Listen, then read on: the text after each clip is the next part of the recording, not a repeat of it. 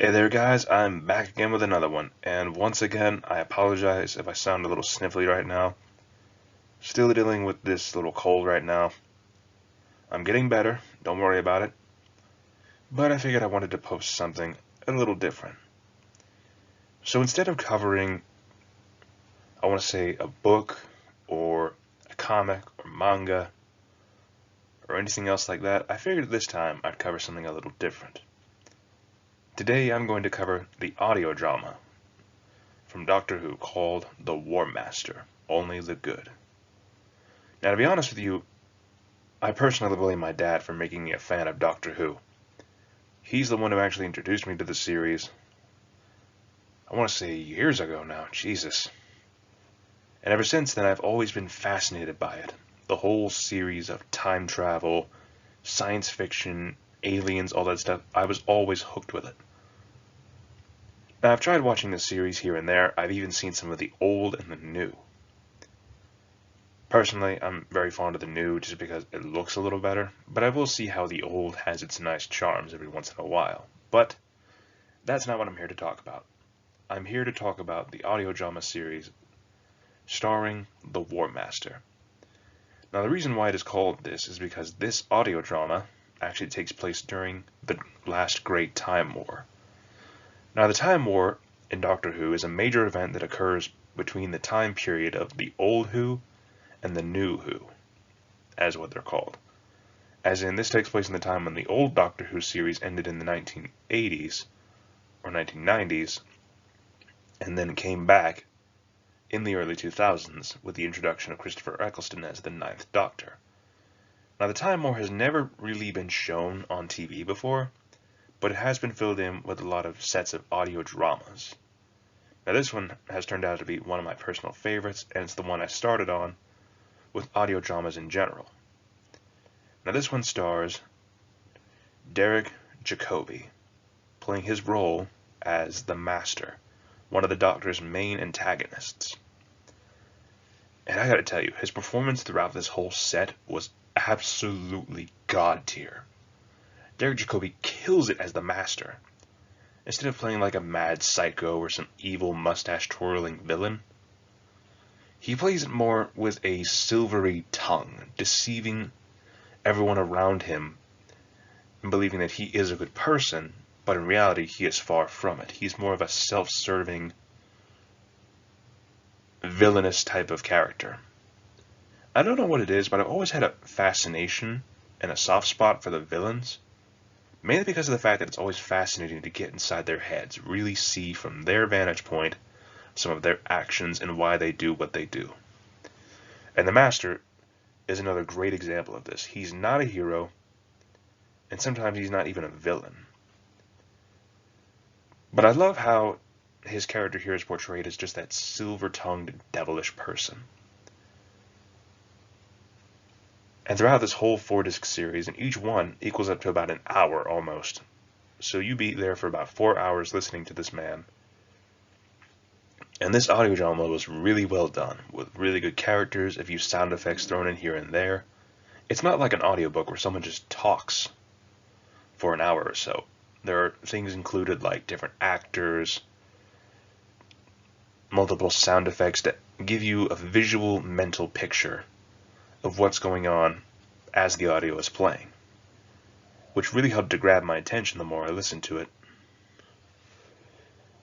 And this whole one portrays the Master during his time in the Time War, as well as how he comes about to appear in one of the later seasons of Doctor Who when David Tennant is playing as the 10th Doctor. Now, I'm going to cover two of my personal favorites from this set.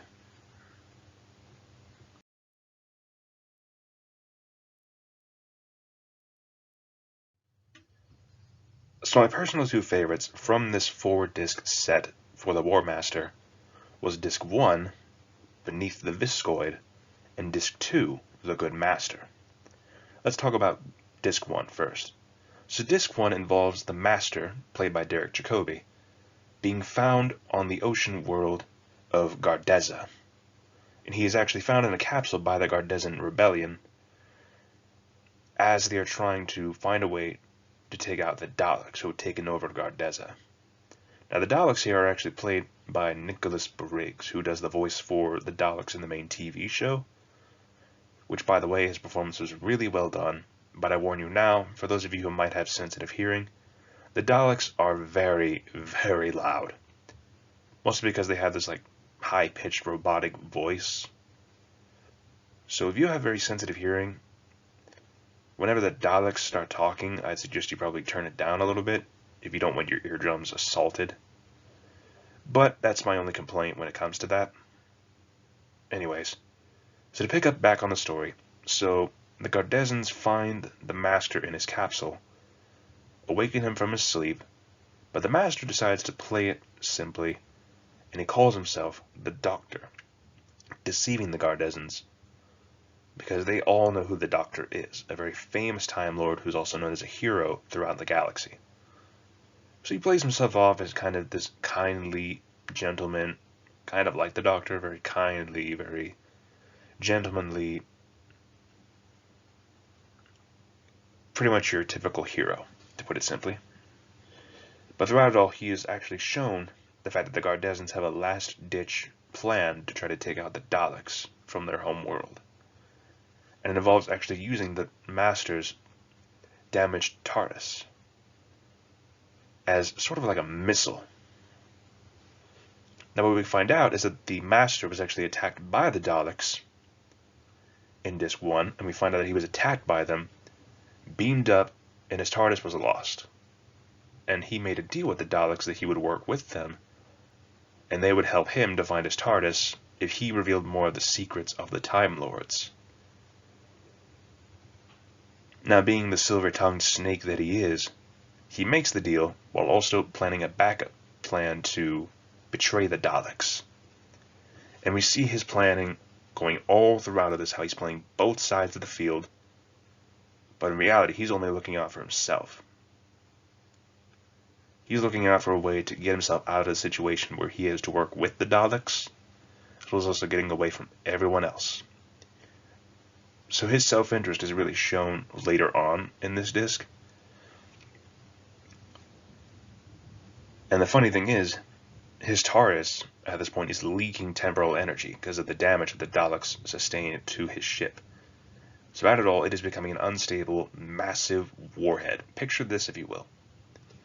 It is stated throughout in Disc 1 that if they try to damage his TARDIS as it is now while it's leaking temporal energy, they could actually tear a hole in reality. And I love the way he plays out through it as just deceiving everyone. At one point he actually hypnotizes one of the Gardezan soldiers, who then leads him to make a contact with the Daleks, saying that he's actually found his TARDIS, before then going around and planning out a way to use all that bad temporal energy that the TARDIS has been building up, and launches it as like a massive wave of energy against the Daleks, using it as a weapon against them. And I loved the way he played it out until the very end, where he's found out not as the Doctor, but as the Master. The Gardezans are all for killing him at that rate, once they find out that he's a traitor, thinking that he's working with the Daleks, but he assures them that he's actually tricking them. Regardless, though, it was really fascinating to see him playing the fiddle of both the Daleks and the Gardezans. And Derek Jacobi's performance throughout this was really well done. But now moving on to Disc 2, another favorite of mine, called The Good Master, where after escaping the Daleks and getting away from Gardeza with his TARDIS now fully repaired, we see the Master again hiding out on the planet of Arking. And he's actually disguised himself as another doctor, since Arking is actually a massive neutral medical facility for all troops who are fighting against the Daleks.